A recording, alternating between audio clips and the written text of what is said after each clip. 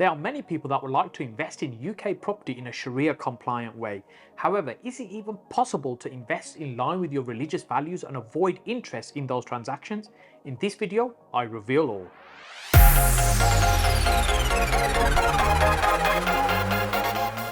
Hey, if you're watching my videos for the first time, my name is Saj Hussain, and on this channel I share with you my 15 plus years of property investing experience to ultimately help you get further faster in your own property investing business. When it comes to investing in a Sharia compliant way, essentially what we mean is the transaction needs to be fair and ethical, and we're avoiding interest anywhere within the transaction. Now, the challenge with that is the vast majority of people invest in property in the UK using mortgages and bank finance and ultimately paying mortgage interest. Now, when we want to avoid that, it means doing the transaction without having any bank loans or interest bearing loans. And that's where the problem starts, because it becomes exceptionally difficult. These are high value transactions and most people don't have access to the kind of money that you need to be able to do these deals. So it's difficult, but not impossible.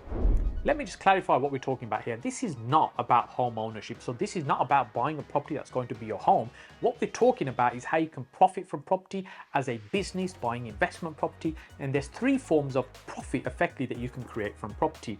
The first one is cash flow. So what that means is that let's say you rent a property out that you own and you collect the rent from that, and your profit there effectively is cash flow that you're generating each month.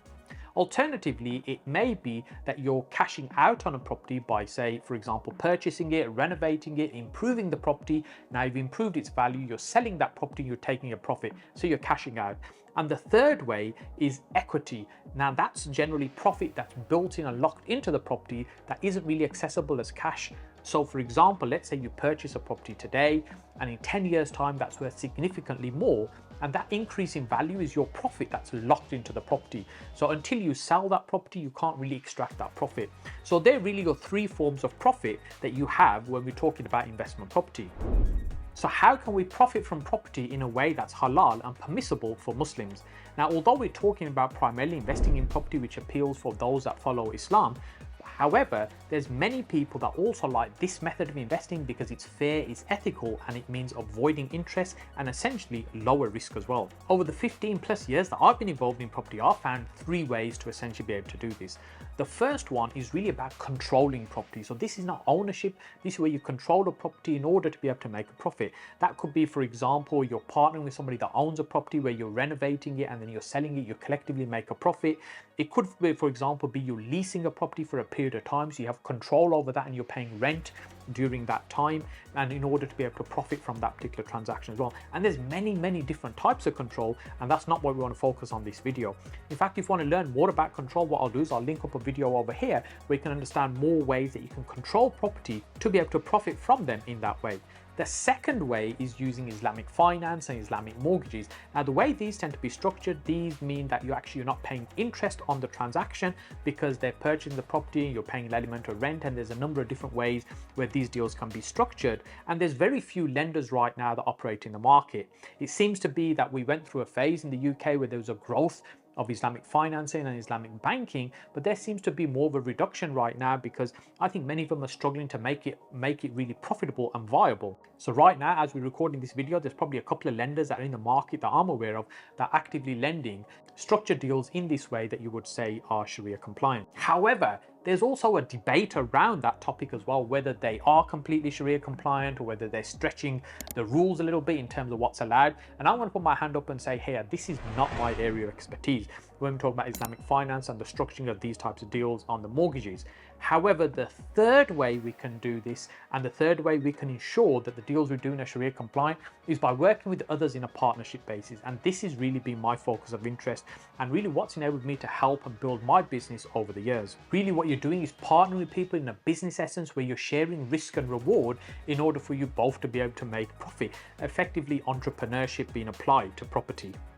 Firstly, let's talk about why people use mortgages and traditional interest in order to grow their business. So let's say somebody has £100,000. Ordinarily, what they could do is go and purchase a property for £100,000, rent that out, collect the rent on that particular property, and that's their profit.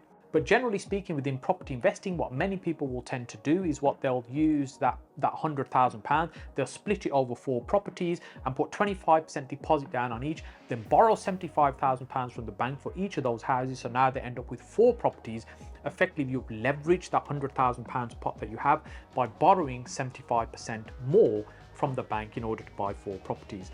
And then you're paying interest now on those mortgage payments. Over the long term, you'll have an uplift in value. You'll have 4 properties that you've made profit from. And this is where sometimes, even as a Muslim, some people will compromise on their values and think, well, actually, yes, I know that I shouldn't be getting involved in interest, but they'll get involved in interest because it means they can build a bigger portfolio. But often it's a case that they're not aware of any other way to do this as well.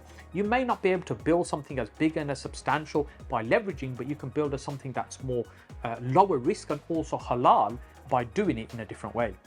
So I used an example earlier of purchasing a property for £100,000 if you've got £100,000 available. The first challenge that many people face is they don't have that sort of money available to them for them to be able to go and purchase a buy-to-let property that they can then rent out in order to collect rental profit. They might have saved a little bit of money, 10,000, 15,000, 50,000, but probably not enough to go and purchase a property outright. And depending where you are based in the country, when we look at the average values of a property, the average UK property value currently is about £290,000. That's significantly more than £100,000.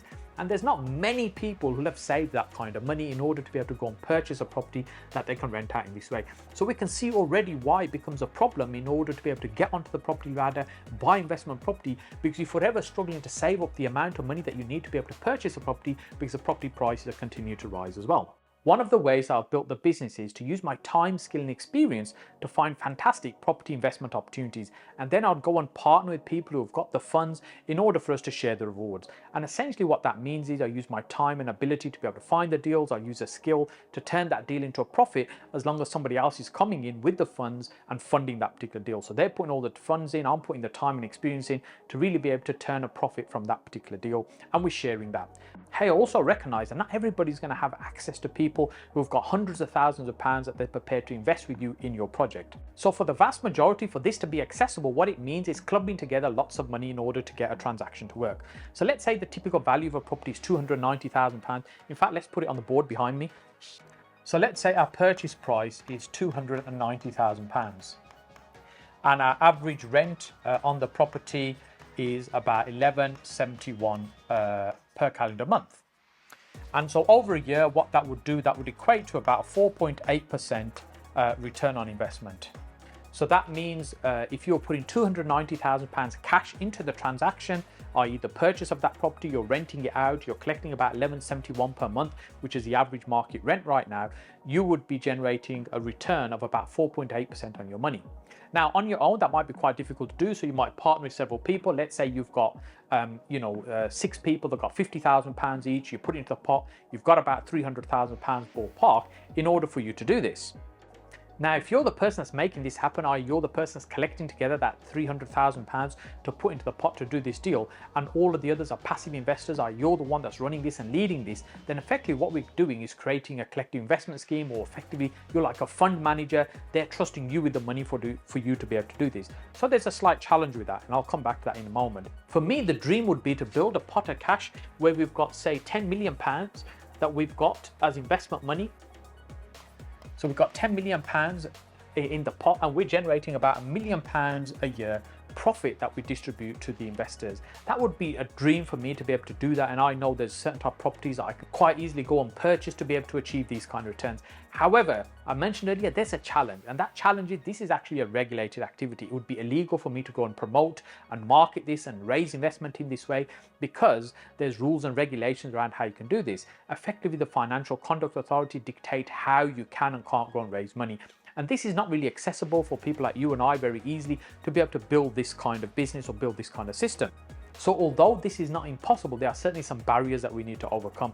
The challenge is those barriers are massive in terms of financial input that needs to go in to be able to create something that's regulated and compliant. It's tens and tens of thousands of pounds. Now, this has been a passion of mine for a very long time since I've been interested and involved in property, to find a way where it can bring lots of people that can get involved in property for smaller amounts of money without putting huge amounts of money into it. But the regulation has evolved and changed over the years, and I haven't really found a solution. But I'm getting very close to finding a way that we can do this where many people can get involved in a particular property investment, and we can share the rewards in a legal, compliant and safe manner, and most of all to ensure that it's Sharia compliant.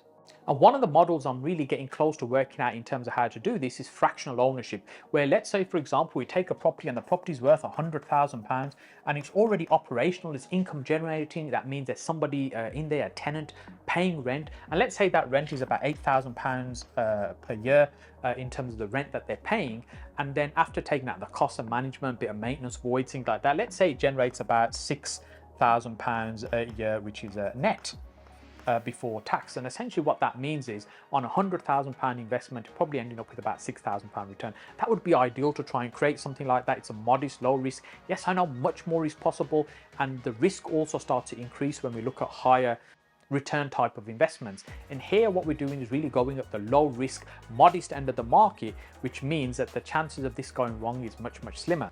So where I currently am, we're trying to work this out, is essentially this would be an investment property and we'd set it up as a fractional ownership. That means there'd be lots of people being able to invest small amounts of money. Let's say, for example, there's 100 people invested £1,000 each into this particular property, and they're using my time, my skill, and leveraging my ability to find those deals and then hold on to that property for the longer term, so that when the prices are being increased or whether the market rises, we find that right time to be able to exit from that transaction and not only take this rental profit, but the profit that comes at the back end, often, which is the most favorable type of profit when we're talking about long-term buy-to-let investment property.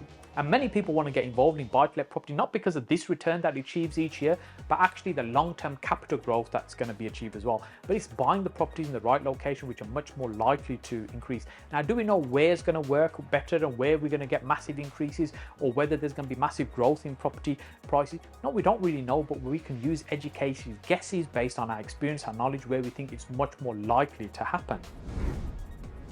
Hey, look, as I mentioned earlier on, I haven't yet figured all this out yet. I'm still working out and trying to find a solution, how we can do this together, how we can build this in a scalable way. But I'm getting very close to that. And what I'm going to do is flash up a link on the screen just now, and we'll also put this link in the notes below.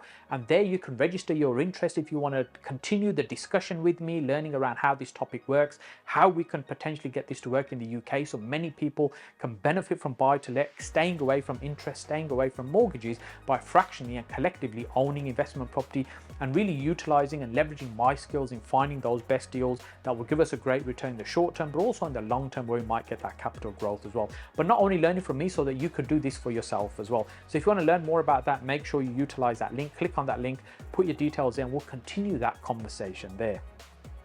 Hey, if you're still watching this, then clearly this makes sense to you. If you'd like to meet me to talk about property further, maybe even sit down and have a coffee with me, then I'd like to invite you to a meeting that I have in my office every month, where I have a maximum of 50 people that we can accommodate there. And we talk about property, what's going on in the market, where the opportunities are, and also get to know each other a little bit better. And for some people that join us for dinner afterwards, we have a VIP ticket available for that. So for further details, we'll put that in the link below in the notes section, so you can see that there. And if you've enjoyed this video, then do me a favor, click on my face over here to subscribe to the channel, and that way it really helps be able to reach more people with this information. And then what to do is watch this video over here, where I talk about where the opportunities are in the property market in 2023. I look forward to seeing you next on this video.